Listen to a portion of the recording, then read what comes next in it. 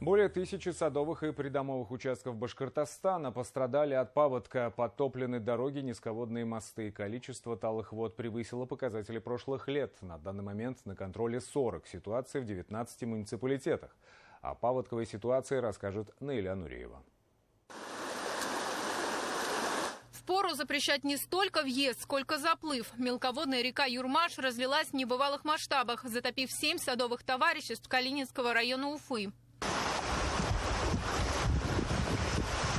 Местные не помнят такого подтопления за последние 10 лет. Широковы живут в саду круглый год. Сообщения об эвакуации слышали, но и предположить не могли, что останутся изолированными от окружающего мира. За ночь, как вода пошла. Соседи звонят, вон Виктор наш старший, говорит, машину отгоните. 2 раза машину отгоняли, тут так резко пошла вода. Потом, значит, генератор, у нас генератор есть, сын как раз задарил. Генератор подняли, в общем. Короче, мы всю ночь не спали, все что-то поднимали, что-то делали. Муж у меня всю ночь что-то ходил, бродил. И вот так резко поднялась, а никогда такого не было. Люция Широкова не выходит из дома с четверга. Хорошо, родные привозят продукты через спасателей. Спецслужбы дежурят здесь круглые сутки. Помогают и соседи. Часть СНТ огородили в прошлом году. Соорудили своего рода дамбы и вырыли траншеи, которые и спасли от большой воды. В том году сказали, куда трубу положить, где закопали. Вот. Из-за этого она не пошла к нам так хорошо. Если бы мы этого не сделали, как МЧС сказал нам, она бы вот так бы все бы затопила бы у нас. То есть это помогло? Помогло. Но она с той стороны сюда пошла.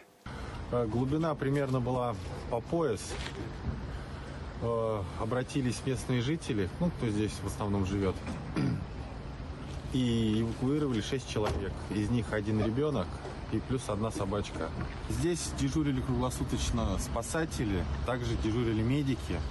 У нас была техника высокой проходимости. В случае кого-нибудь привезти или привезти продукты, или тех же родственников подвезти или увезти. На контроле республиканского МЧС 40 ситуаций в 19 муниципалитетах. Подтоплены около 1200 участков, в том числе садовые и придомовые. Так, в деревне Старомещерово Мечетлинского района пришлось эвакуировать 9 человек, в том числе 5 детей. Все из-за подъема уровня воды в реке Ай. Также в населенном пункте подтопило дорогу. На самой реке наблюдается ледоход. По республике на некоторых участках затор, поэтому проводят взрывные работы. Проведены взрывные работы на реке Ай в Мечетлинском районе и на реке Большой Азан в Белорусском районе. Продолжается рост уровня реки Ай. За прошедшие сутки зафиксирован рост на 132 сантиметра. Также на реке Белая продолжается рост. В районе Уфы за сутки рост составил 78 сантиметров и на сегодняшний момент составляет 420 сантиметров. Синоптики прогнозируют неустойчивый характер погоды из-за атмосферных фронтов. Нынешний температурный режим почти на 3 градуса выше среднестатистических показателей на этот период. В большинстве районов республики в дальнейшем местами ожидаются дожди различной интенсивности от небольших до умеренных.